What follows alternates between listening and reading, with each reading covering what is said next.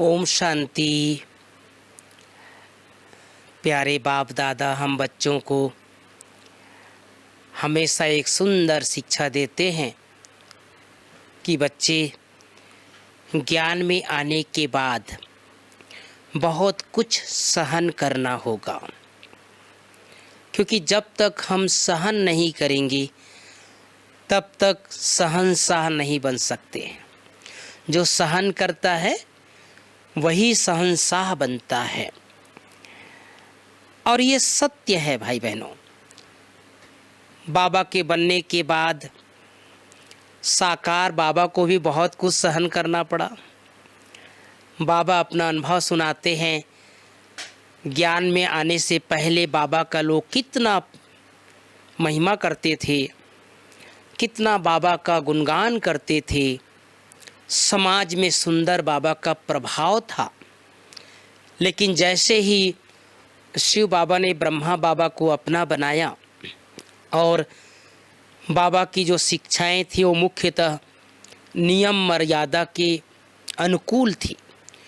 पवित्रता की शिक्षा बाबा ने सबको दिया और इसके कारण से शुरुआती दिनों में बाबा का बहुत विरोध हुआ। बाबा कई बार सुनाया करते हैं कि बच्चे, एक बार अमेरिका के अखबार में छप गया था कि भारत में एक ऐसा दादा लेखराज निकले हैं जो कहते हैं कि मुझे 16,000 रानियां चाहिए और उसमें से 400 मिल गए हैं। तो सचमुच हम सब समझ सकते हैं कि ब्रह्मा बाबा के सामने भी कितनी बड़ी चुनौती आई, कितना सामना करना पड़ा, कितना सहन करना पड़ा। हम बच्चों के कारण, बाबा के कारण, बाबा को, साकार बाबा को, आदि पिता को, प्रजापिता को भी बहुत सहन करना पड़ा।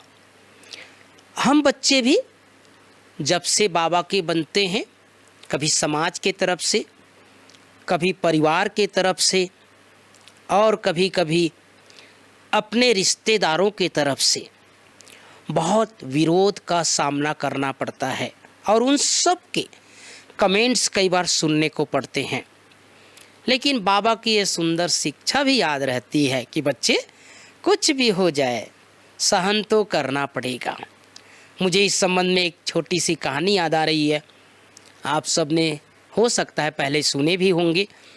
एक बहुत बड़ा मंदिर का निर्माण हुआ और जब मंदिर का भव्य निर्माण हो गया तो मूर्तिकार ने मूर्ति बनाने के लिए 2 पत्थर का चयन किया और 2 पत्थर को लेने के बाद पहले पत्थर को लेकर के उसको छीनी हथौड़ा चलाना शुरू किया। तो जैसे ही वो मूर्तिकार छीनी हथौड़ा चलाना प्रारंभ किया तो वो पत्थर रोने लग गया। उसको सहन नहीं हुआ। मूर्तिकार ने बार बार कहा कि भाई थोड़ी देर सहन कर लो, आपकी बहुत पूजा होने वाली है, आपकी आराधना होगी, अनेक भक्त आपके सामने आकर के चरण वंदन करेंगे, दंडवत प्रणाम करेंगे। लेकिन वो पत्थर को सहन नहीं हो पा रहा था। जैसे वो मूर्तिकार उस पत्थर के ऊपर छीनी हथौड़ा चलाता था, वो पत्थर रोने लग जाता था। मूर्तिकार के बहुत समझाने के बाद भी आखिर वो पत्थर तैयार नहीं हुआ। मूर्तिकार आखिर थक हार कर दूसरा पत्थर लिया और दूसरे पत्थर को बहुत सुंदर तरीके से आकृति देना प्रारंभ किया। वो पत्थर चुपचाप सहन करता रहा, सहन करता रहा। मूर्तिकार ने उसका सुंदर सारे अंग का निर्माण किया। आँख बनाया, कान बनाया, नाक बनाया, मुख बनाया, सिर बनाया, हाथ बनाया, एक सुंदर चैतन्य मूर्ति के रूप में आकृति दिया। अब जब पूरा वो मूर्ति तैयार हो गया तो उसकी भक्ति, पूजा पाठ, भावना के साथ उस भव्य मंदिर में स्थापित किया गया। और जैसे ही उस मंदिर में उस मूर्ति की स्थापना हुई, लाखों भक्तगण उस मूर्ति के सामने आकर पूजा पाठ करने लगे, आरती उतारने लगे, भजन कीर्तन करने लगे। अनेक भक्तों की मनोकामनाएं पूर्ण होने लगी। लोग उसके ऊपर दूध चढ़ाने लगे, फल चढ़ाने लगे। लेकिन दूसरा पत्थर जो रोने लग गया था, जिसने सहन नहीं कर पाया, उस पत्थर को कहाँ रखा? भाई बहनों, आपने देखा होगा मंदिर के बाहर एक बड़ा सा पत्थर रहता है जिसमें लोग जाकर के नारियल पटकते हैं, नारियल फोड़ते हैं और अंदर जाकर के उस नारियल को कई बार चढ़ाते भी हैं। लेकिन फोड़ते बाहर हैं। पूजा उसकी नहीं होती जहाँ पर नारियल फोड़ा जाता है, पूजा उसकी होती है जो सहन करके मूर्ति बना हुआ है। हम सबको कहाँ स्थापित होना है? मंदिर के अंदर मूर्ति बनकर या मंदिर के बाहर जहाँ पर नारियल फोड़ा जाता है? सचमुच बाबा हम सबको 2 युग के लिए, सतयुग और त्रेता युग के लिए चैतन्य देव आत्मा बना रहे हैं। यज्ञ के इतिहास है।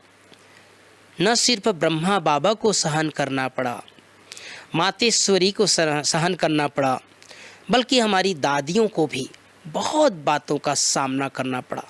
नया ज्ञान, नया योग, नए तरीके, नए सिद्धांत, आज जो हम बाबा का इतना सुंदर विस्तार रूप देख रहे हैं, ये सचमुच ऐसा नहीं था। ये हमारी दादियों का त्याग, बाबा की सुंदर शिक्षाएं, बाबा का तपस्या, मातेश्वरी की सुंदर ज्ञान वीणा और हमारे यज्ञ के जो पूर्वज हैं, उन सब की त्याग तपस्या, उनकी कुर्बानी आज बाबा के इस ज्ञान को यहाँ तक पहुँचाया है। हम सबको भी अपने इस जीवन में कितनी भी बातें आ जाए, कितनी भी परीक्षाएं आ जाए, कितना भी सहन करना पड़ जाए, सहनशील बनना है। जहाँ पर सहन करना पड़ जाए वहाँ सहन करना ही है। जहाँ झुकना पड़ जाए वहाँ झुक जाएं।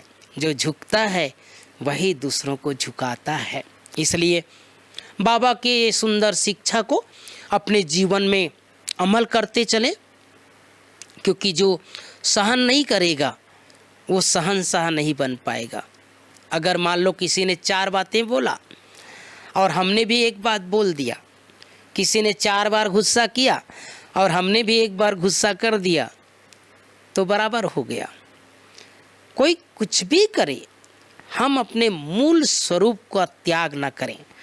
हमारे जो मूल आत्मा के 7 गुण हैं, शांति, सुख, प्रेम, आनंद, पवित्रता, ज्ञान, शक्ति, ये 7 आत्मा के निजी गुण हैं। इन निजी गुणों को जब हम धारण करके रहेंगे तब हम सहन कर सकेंगे। सहन करने के लिए बाबा ने एक बार कहा था, बच्चे सहन करने की आज्ञा किसने दी है? ये भगवान की आज्ञा है, शिव बाबा की आज्ञा है। और बाबा की आज्ञा का जो पालन करेगा वही भगवान का साथी बनेगा, वही भगवान का नाम रोशन करेगा, वही सहनशील बनकर सहनशाह बनेगा। ओम शांति।